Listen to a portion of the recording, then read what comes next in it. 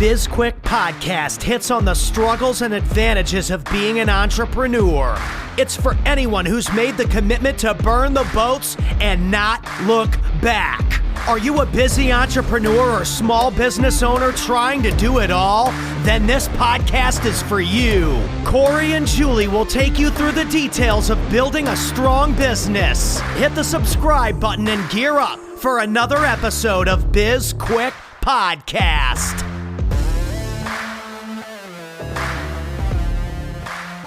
Hey, Corey. Welcome back to BizQuik. Hey, thanks, Julie. How you doing? I'm good. It feels like it's been forever since we've done a Talkin' Tacos. It's been almost 1 month, exactly. I know. Why does that feel like so long? This crazy world we live in. Every day just drags by, it seems like. Every day's a new adventure. It is. All right. Well, this is part 4 of our Talkin' Tacos series. And this week we're going to be talking about...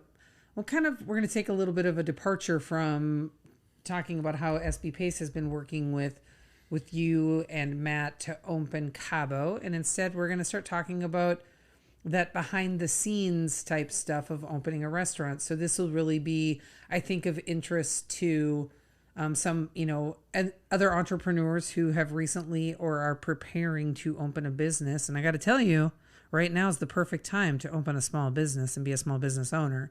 Lots of advantages to having not a lot of employees right now. Sure, that's always been the case. That has always been the case. So, let's dive into that, and we can, talk about how that has things that maybe SB Pace has learned through the stuff that Cabo has gone through, or vice versa. Things that maybe have made it easier for you because of the work you've been doing with SB Pace.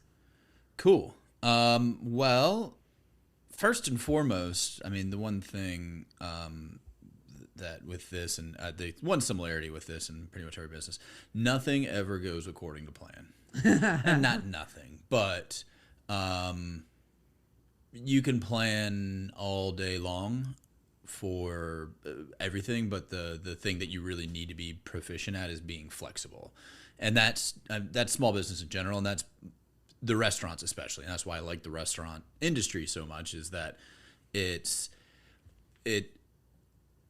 constantly challenges your problem solving abilities. There's always something that some wrench that gets thrown in the works, regardless of everything that you plan for, all the training that you do, all the preparation. Something's going to go wrong, and it's usually a piece of equipment breaking at like 7 p.m. on a Friday night, or stuff like that. And you, like I said, you can plan all day long, but I mean, you don't have a bottomless bank account. You don't have an endless amount of storage. Like things are gonna get screwed up in some way, shape, or form, and you're gonna have to adapt. So what's interesting is I'm curious about this, right? So I've only worked in one restaurant in my entire life.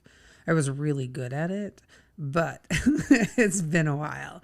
So when things don't go as planned with SB Pace, right? If we're working with a client on something and maybe we have a deliverable and it slips, or a client implements something that we recommended or coached them on, and it doesn't go as planned. I feel like it's relatively easy for us to recover from that, because what I have found is most of the time, without exception, people know less than we think they do, right? I mean, there's that, and there's also, I think we do a good job of setting people up from the start to, like, letting them know that they're going to have to be nimble, that we're going to,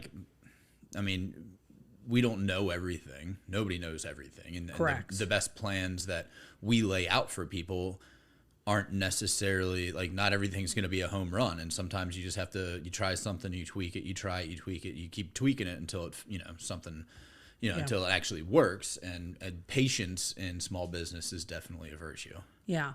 So when things go terribly wrong at the restaurant, or go wrong, how easy is it to keep that just kind of behind the scenes and not let the customers know what's going on? Or does it really depend on what it is? I mean, it depends on what it is. Like,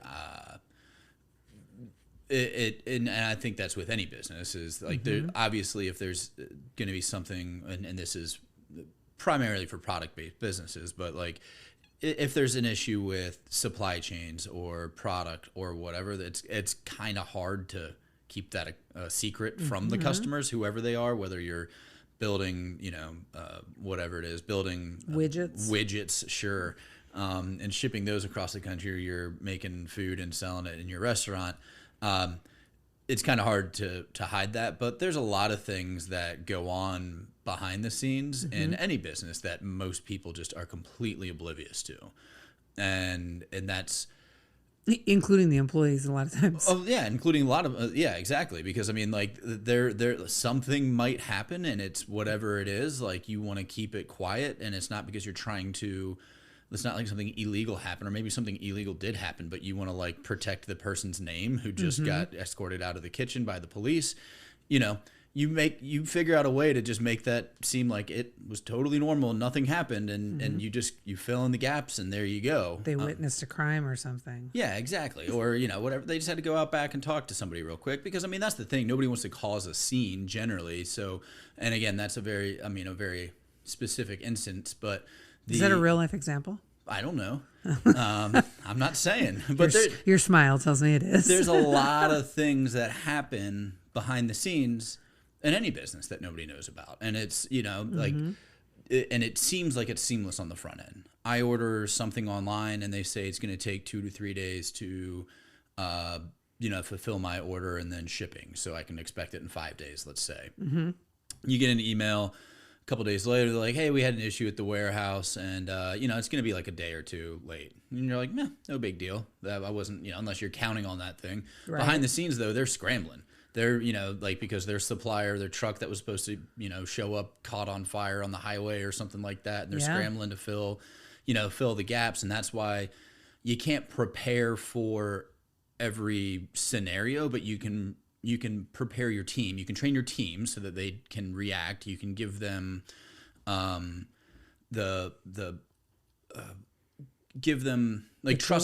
trust them to make the right decisions. Yeah. And then have like enough levers that you can pull that one of them might fill that gap. So for instance, like let's say the warehouse, the truck catches on fire and your product, you don't get delivered your product. There could be 1,000 reasons why your product doesn't show up at your warehouse. You don't want to plan for every reason. You just want to plan for the fact that it didn't show up. Something might show up. So you have a backup vendor. You've got some other way to fill the gap so that nobody really knows that anything went wrong. Yeah. Okay. Well, I'm looking forward to continuing this conversation with Matt. He'll be joining us in a second. So why don't we take a quick break, and then we'll bring Matt in. Listen up, BizQuik fans. Juile and Corey are launching 2 new group coaching programs designed specifically for aspiring entrepreneurs and small business owners. Small Business Startups is a 90-day program that will walk any aspiring entrepreneur through the steps required to launch a successful and solid business. The Small Business Accelerator is a 9-week coaching program that helps anyone with an existing business build a stronger foundation and create actionable goals to take their business to the next level. Check out both programs on our site under the services section, or click on the link in the show notes to learn more. Now back to the show. All right, welcome back. We are ready to round out part 2 of part 4, if you can keep up with that. So, and joining us once again is Corey's business partner in this venture, Matt Karfakis. Hey, Matt. Hi, guys. How are you? Good. How are you? I'm doing well. So you are winding down your time as a full-time employee for corporate America, getting ready to become a full-time small business owner. How's that feel? I am counting down the days until the full transition happens. It's exciting, kind of scary, but it's good. It's good. What scares you about it? We all know what's exciting about it. What scares you about it? Well, it's like with a corporate job. If you do your job and you do it, at least if you're mediocre at it, you have some job security. Not that I don't have job security with opening a restaurant, but there's a lot more riding on me than being in a corporate position. That makes sense. It's so funny because as soon as I asked the question, you started answering it. I was like, "Oh, please, sweet baby Jesus, don't let him say that there's security in corporate America. Please don't let that be the answer." And it was. And the reason is, well, first off, Corey and I spent a lot of time just kind of shitting on corporate America and the lack of security that's actually there. I would make the argument, Matt, that you have more security as a small business owner because you completely control your own destiny. Okay, I can see that. You don't have somebody else. You don't have to worry about a review. Well, you got to worry about Corey, but I can give you the tips and tricks of working with him behind the scenes.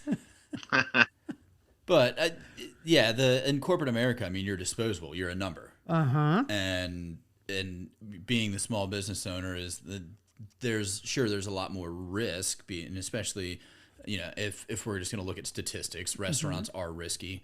I would argue that they aren't if you know what you're doing. But the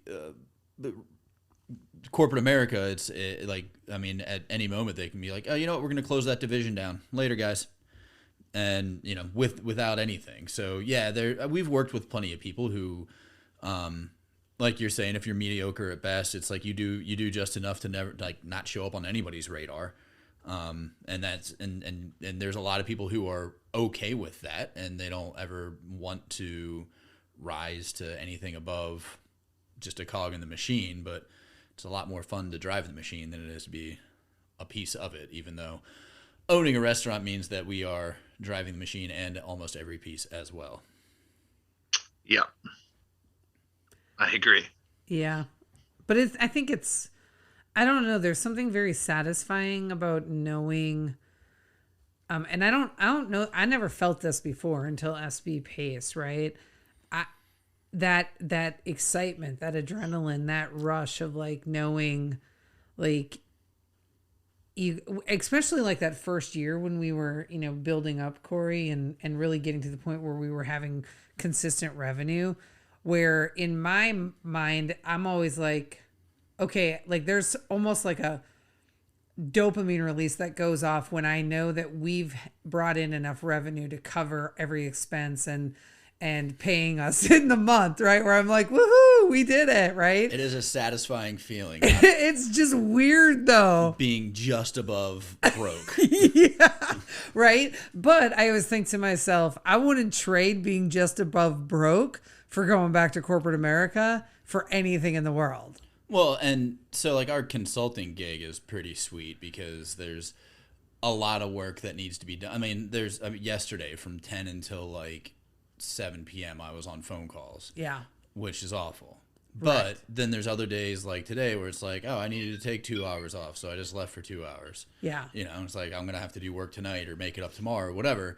And I think especially when you get into owning restaurants, there's a lot of that as well, where there's times where you have to be there. You have to be there on the weekends. You have to be there during busy shifts. But, middle of the day, if Matt was hey, I'm going to go take a nap. Yeah, well, I'm going to go grab my dog and take the dog to the park for a couple hours.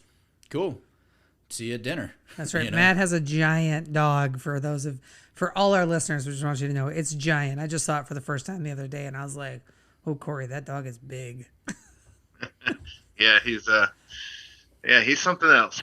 So what?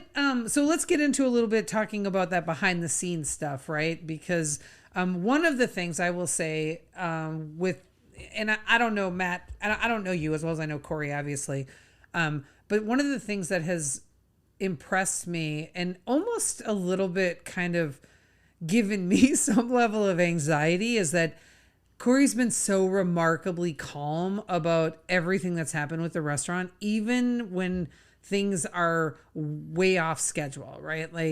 Originally planned, for this November opening, and now you're thinking it's probably January, right? And right. You were never even fazed by it. It was just okay. And that to me, I don't understand that level of calm when you're trying to do something so big and you've got so much of your capital tied up in it. It's impressive. It really is. So what's the story there? Why aren't you just, I don't know, really, really anxious and angry? I feel like we talked about this kind of on another podcast maybe, but it's one of those things. It's like the big things like that you can't control. There's no sense in getting stressed out over them. You just adapt and make change, like, change it and do everything you can to make the best of the situation. But they're just things that are beyond my control, and I'm not going to lose sleep over it because like I can't control it. Now, when you get into little tiny things, like the little details, the things that I can control, and they start going, like, I will definitely lose my patience then. I mean, you should see me trying to, like, do any kind of web development. Like, I have seen you trying to do it. The minute the code doesn't happen, there's a lot of yelling. That's why I'm always like, well, when I ask you to do something and you're like, well, which way do you want it? I'm like, which way is the easiest? Yes. That is always my response. I'm like, I'm not going to be the person who pushes him over the edge. I don't know what's built up back there. I'm not doing it. Yeah, let me tell you, between Squarespace and Shopify. So, Matt, how about you? Have you been relatively calm about all of it, or are you back there like just kind of gnawing away at something, just being really frustrated? I mean, I'm not frustrated. I don't have any anxiety yet over this. And I think, Corey and I knew going into this, there's going to be a lot of delays no matter what. And I think looking and working with other restaurant owners from a food rep perspective and their employee trying to open stuff up, a lot of people get bent out of shape at this point because I guess they weren't expecting these delays. Like every time Corey and I talk, we talk about something being delayed.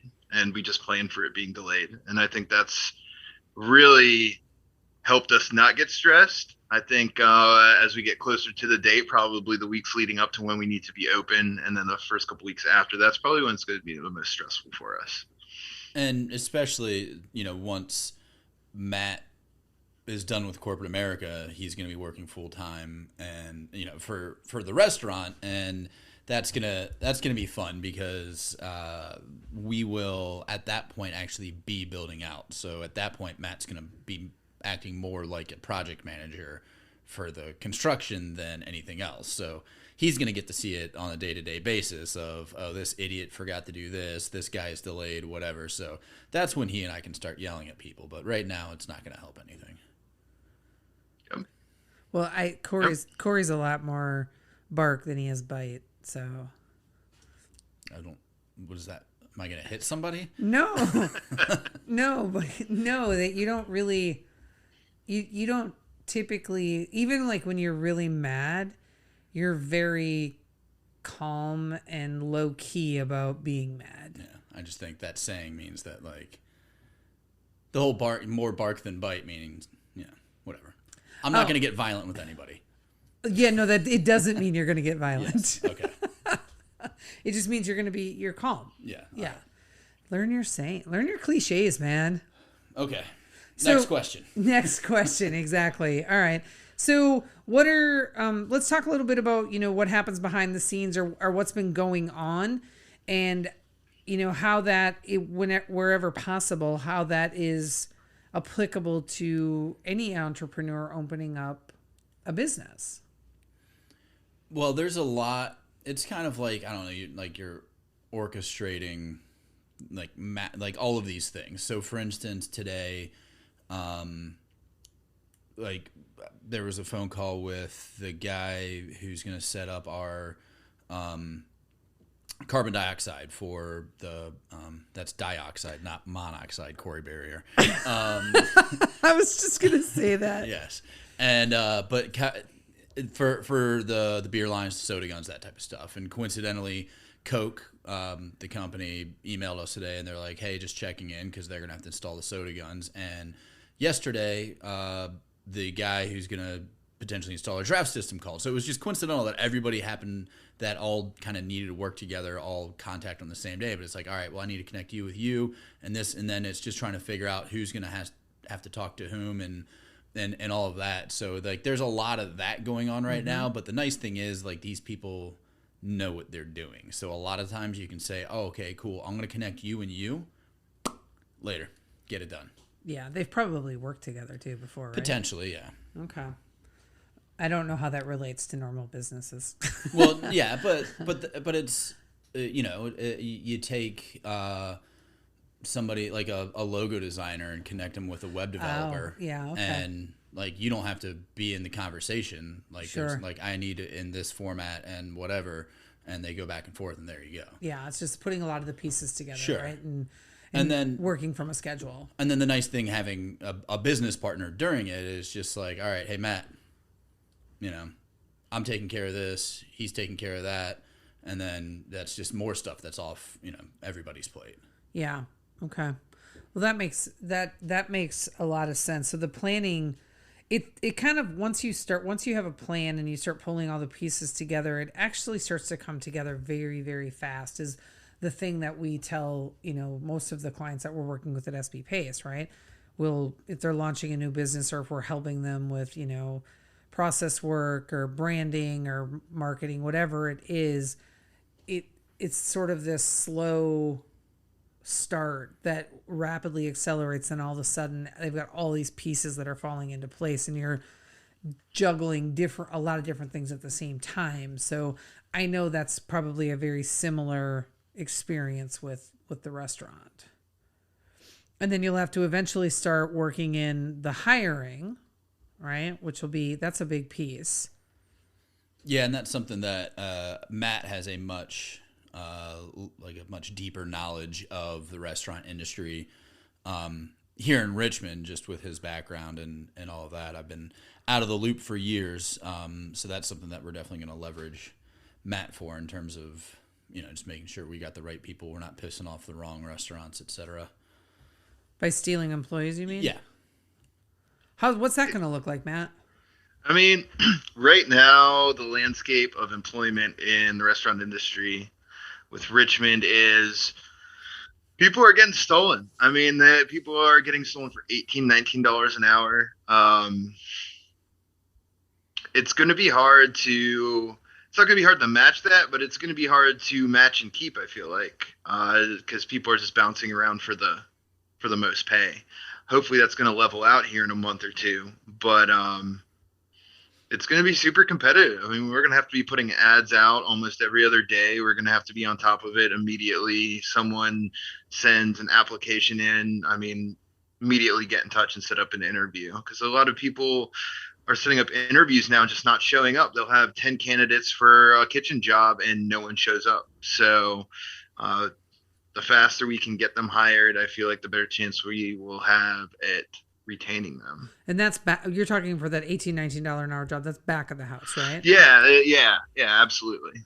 And Matt, so have you seen a lot of people negotiating their current wages by saying, hey, I just got offered I've got an interview at X for $19 an hour, do you sure, you have an option to keep me? Sure. I've heard some of that, but it's not as much as I would have hoped. But there's always been, it's pretty typical for line cooks to find a place more and just not even give 2 weeks notice, not show up. That happens more often than not. Pre-COVID, post-COVID, it's going to be the same kind of routine, just the numbers are changing. Yeah. Well, do you think there's any opportunity in there for the way that y'all are going to be building your culture and whatnot, that you're having those transparent conversations with employees, regularly of hey, listen, like, we know there's a lot of opportunity out there and we love having you here. So if you get another offer, if you could just, talk to us first before you leave, because we want to keep you here. I think conversations like that, personally, I believe now, listen, you probably are both going to tell me that I'm absolutely nuts, but I think conversations like that go a long way when employees know that they're wanted. And not everything is about money. And I don't know, $18 or $19 an hour, and maybe I'm just really jaded. That doesn't seem like to leave for $1 or $2 an hour to go to a new place, give up your seniority or any benefits you might have, feels like a very short-sighted move for people to be making. Do I sound really, really sophisticated right now?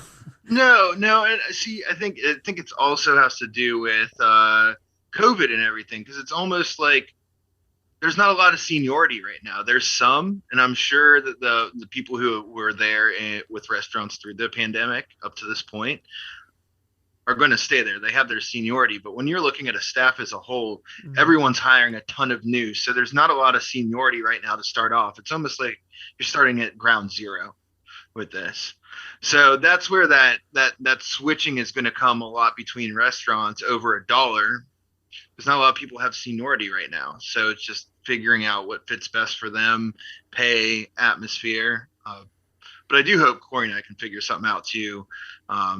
Keep people in, and I definitely want to have those transparent conversations with the staff. I think I've done that a few times in the past when I worked for Cabo. The few key employees that really stepped up and I liked working with and always showed up, I had conversations with them about stuff like that all the time, and it helped. Yeah, and I think the culture just in general helps, because we know that people will work for less money at places because they enjoy where they work, and that does factor in, like that if they feel appreciated or they don't hate going to work, that's a big factor for that, because you're like, oh, I could go make an extra $1 an hour over here, but I've got freedom here. I've got, like I like the team, I like the people, I like the atmosphere. That's a big part of it. That is, yeah. In the restaurant industry. But yeah, like Matt was saying, with the employment of like a lot of places being new. When I was in Blacksburg a couple months ago and went to one of my favorite places when I was living there, and was talking to the owner, and he was just like, he looked like he had aged 10 years in the past 1 year. First of all, but he was just talking about his staff. He's like, yeah, everybody here is brand new. He's like, none of these people have ever worked in a restaurant before. And I've got people bartending who've never poured drinks before. Wow. But he's like, because everybody left. And so he's like, nobody there, like the most experienced person had been there for like a month. So it's rough, but I think it's gonna, like most things, it'll, after all of the churn kind of settles, it'll normalize a little bit in terms of like people sticking with jobs, and the pay will get to the point where it's like, okay, like we'll let economics deal it out with, the supply and demand curves, and we'll come to that middle ground right there that makes the best sense for everybody. Yeah, and I think there might be some opportunity there when you think, like Matt, when you were saying, the seniority is not really an issue right now, and I guess I hadn't really thought about that, but that is, that's such a good point that both of you are sort of driving home. But so maybe there are opportunities, that things that what typically comes with, seniority, right? So in corporate America, which is what I'm used to, what comes with seniority is more vacation time, right? That's what you get like an extra week, and then you get those really nice, at some point you get like the catalog where you can order your gifts for your anniversary, right? Y'all know what I'm talking about, right? Yeah. So, and like your 1 year anniversary, you get a keychain. Yeah. I don't know. Yeah. It's dumb. I think I got a flashlight, like a miniature flashlight. I think I got a flashlight too. And maybe like a travel mug or something. But anyway, I'm just, when you're talking in the restaurant industry, what comes with seniority? I guess you get the better shifts. You get to pick your shifts. You like, what do you get? Yeah, better shifts, better schedule. Just in general, that sort of stuff. That's pretty much it. And pay, for the regular restaurant worker, that's pretty much it. Front of the house, you want to be able to work 3-4 nights a week instead of 5 or 6. So you want the Thursday, Friday, Saturday, and probably a random day somewhere. Taco place, probably you want it on Tuesday as well. Kitchen shifts, trying not to work close opens, trying not to work brunch. That sort of stuff comes with seniority. That's the biggest thing, especially out front, is you get pick of the shifts. And when you're talking bartending or serving, obviously, you can make the difference between like a Monday lunch and a Friday dinner, obviously. Big money. Significantly different. Yeah. And then in the back, even if, so your best employees, they're still going to have to work Fridays and Saturdays because that's when you need them, even the seniority, but they get the early shift, so they get to leave early because nobody wants to close the kitchen. So that's one of the things. They get to come in, they do a little prep, they run the line, they close, they clean up whatever they need to clean up, and then, they're gone while, everybody else has to stick around and do all the sweeping and mopping. Sweeping and mopping. All right. Well, we need to start wrapping up. But before we go, we've got our 3 questions that we always ask. And Matt, I'm going to toss to you first. What's one thing you'll do better than anyone else in the area? Hopefully retain employees better. Nice. Hire and retain. Yeah. I like that. Corey, what do you got? Yeah, along those same lines, just have like a more positive and just like, I don't know, a culture that promotes, that family, atmosphere that we're going for. Okay. I love it. Corey, going to toss to you first this time. What makes you nervous about opening the restaurant? Right now, I think we're getting back into the world of uncertainty. So who knows what is going to happen, a week from now, a month from now, a day from now. Yeah. Matt, how about you? What makes you nervous? Just what Corey said. We are really getting into more uncertainty. Crazy times. Yeah. Yep. I feel like just as we're speaking, there's probably a lot of uncertainty happening right now.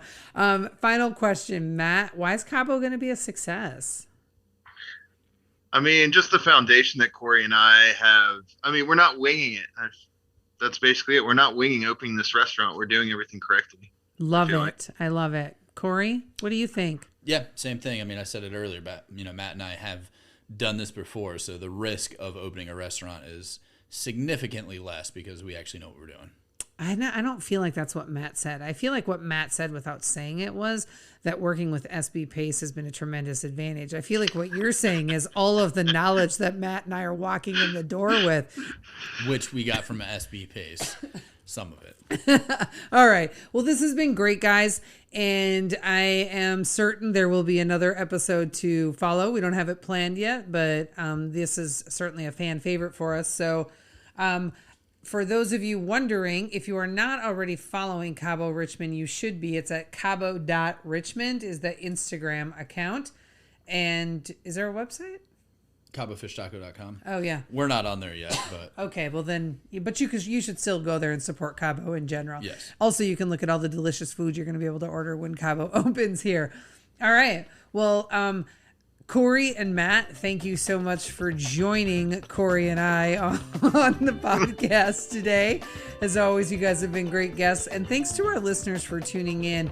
We appreciate you, and we wouldn't do this if you weren't listening. Everything you want to know about, Cabo and about SB Pace and probably Corey Barrier will be in the show notes.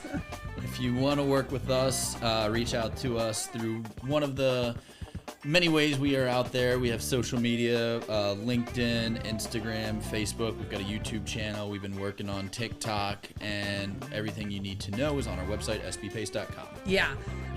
While you're listening to this podcast, why don't you go ahead and subscribe to it, download it, rate it, and if you really, really like it and feel compelled, go ahead and write us a review. We would appreciate it immensely.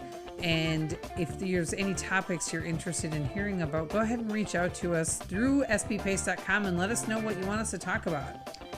Don't forget to purchase our book, Seriously Now What? A Small Business Guide to Disaster Preparedness. We've got a digital workbook download. It's a #1 bestseller on Amazon. And if you've already purchased it, don't forget to go out there and rate and review it. Matt, have you gone out and rate and reviewed the book yet? Yes, I have, actually. Nice. Well done. Thank you for that. 5 stars? I gave it 5 stars. I didn't review it, but I gave you a rating. All right. Perfect. All right. I'm Julie. And I'm Corey. And this was BizQuik, helping small businesses across America.